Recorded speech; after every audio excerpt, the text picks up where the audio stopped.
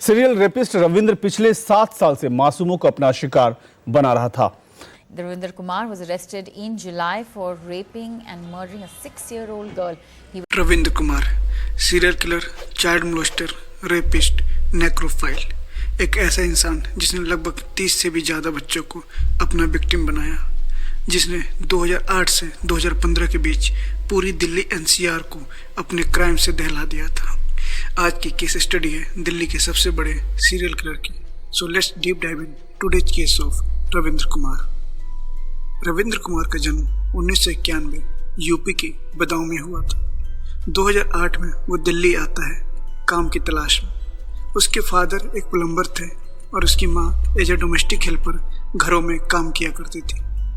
जब वो दिल्ली आता है तो उसे नशे की लत लग जाती है। 2008 के टाइम वो सिर्फ 17 साल का था और इसी टाइम से उसके सारे मर्डर्स की सीरीज स्टार्ट हो जाती है।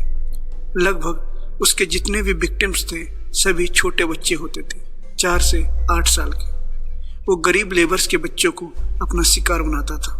इसकी मोडस ऑपरेंडी ये थी कि ऐसी जगह पे वो करता था जहाँ पे संपन्न आदमी के बच्चे नहीं होते थे, जो गरीब आदमियों के बच्चे होते थे। जैसे वो उन्हें कई बार पैसे और खाने पीने की चीजें देके बहला लेता था और कई बार जबरदस्ती किडनैप कर लेता था।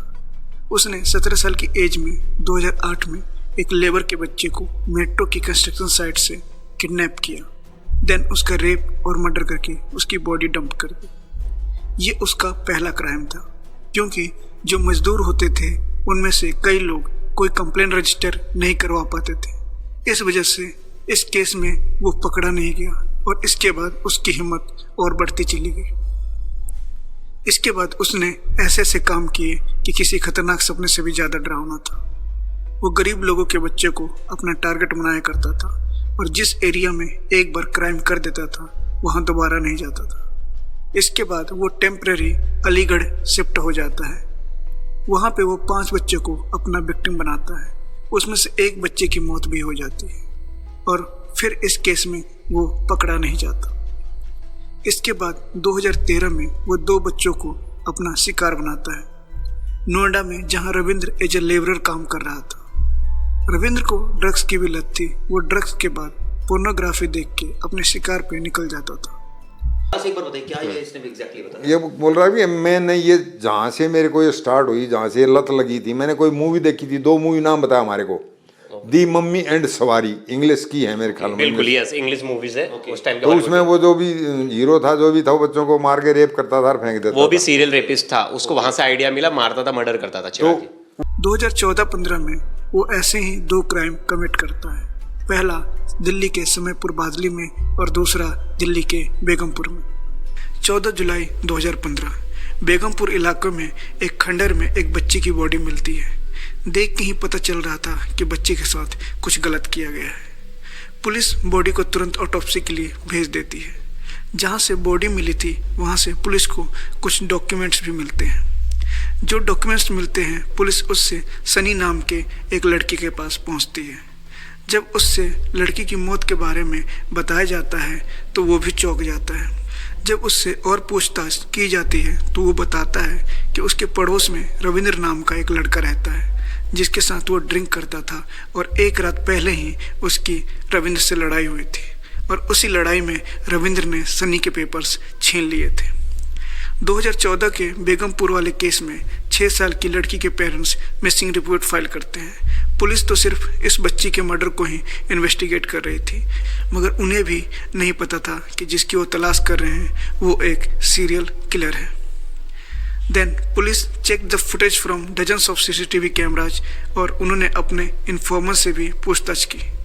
फाइनली सुखवीर नगर बस स्टैंड से 2015 में रविंद्र को अरेस्ट कर लिया जाता है। जब पुलिस उसे इंटेरोगेट करती है तो उसने ऐसे ऐसे खुलासे किए कि सुन के आप भी डर जाएंगे। वो कई बार अपना टारगेट ढूंढने के लिए 40 किलोमीटर दूर तक चला जाता था। धीरे धीरे ये उसका रूटीन बन गया था। दिन में वो एज ए लेबर काम करता, इवनिंग में 8 से मिडनाइट तक सोता, उसके बाद अपने शिकार पे निकल जाता। वो नेक्रोफाइल भी था। He used to sex with dead bodies of children. उसका यंगेस्ट विक्टिम 6 साल का था और ओल्डेस्ट 12 साल का। वो कई बार फुटपाथ से सोते हुए बच्चों को भी उठा ले जाता था। रविंद्र बोलता है जब जब वो ड्रिंक करता था वो एक डिफरेंट इंसान बन जाता था। क्राइम करने के बाद उसे बुरा फील होता था, बट जब वो दोबारा ड्रिंक करता था फिर क्राइम करने निकल जाता था। वो बोलता है अगर वो पेरेंट होता तो वो भी बोलता कि उसे स्ट्रिक्ट पनिशमेंट दी जाए।